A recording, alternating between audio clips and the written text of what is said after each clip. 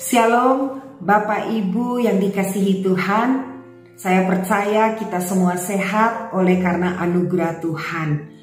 Bacaan firman Tuhan hari ini terambil dari Kisah Para Rasul pasal 19 sampai 21. Dan saya rindu membagikan dari pasal 19 ayat 2 sampai 7. Demikianlah firman Tuhan. Katanya kepada mereka, "Sudahkah kamu menerima Roh Kudus ketika kamu menjadi percaya?" Akan tetapi mereka menjawab dia, "Belum, bahkan kami belum pernah mendengar bahwa ada baptisan Roh Kudus." Lalu kata Paulus kepada mereka, "Kalau begitu, dengan baptisan manakah kamu telah dibaptis?" Jawab mereka, "Dengan baptisan Yohanes." Kata Paulus, "Baptisan Yohanes adalah pembaptisan orang yang telah bertobat." Dan ia berkata kepada orang banyak bahwa mereka harus percaya kepada Dia yang datang kemudian daripadanya, yaitu Yesus. Ketika mereka mendengar hal itu, mereka memberi diri mereka dibaptis dalam nama Tuhan Yesus.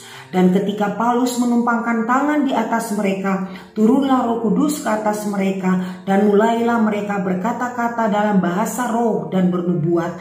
Jumlah mereka adalah kira-kira 12 orang. Ayat ini berbicara tentang perjalanan misi Paulus yang ketiga di Efesus. Setiap perjalanan misi Paulus, baik yang pertama, kedua, bahkan yang ketiga di Efesus, selalu ditandai dengan suatu berita pertobatan, berita keselamatan, di mana banyak jiwa-jiwa yang percaya kepada Tuhan Yesus.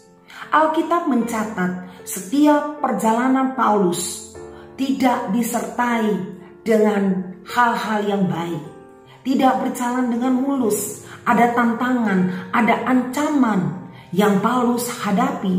Namun apa yang membuat Paulus tetap kekeh dengan prinsipnya, dengan pendiriannya untuk memberitakan kabar keselamatan kepada jiwa-jiwa?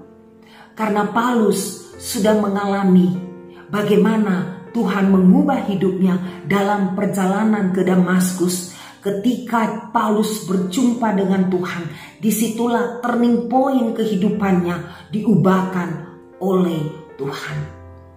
Pembacaan tadi, ketika Paulus bertemu dengan beberapa murid, dia berkata, "Sudahkah kamu menerima Roh Kudus?" Mereka menjawab, "Kami belum mendengar tentang Roh Kudus."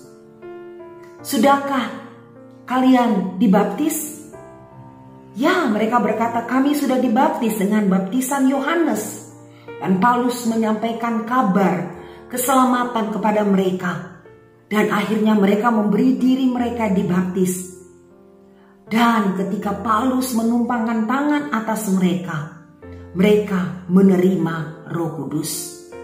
Artinya, pertobatan kita tidak hanya dengan menerima Yesus saja sudah cukup. Perlu menerima kuasa Roh Kudus. Karena Roh Kudus Tuhan berikan untuk menolong kita.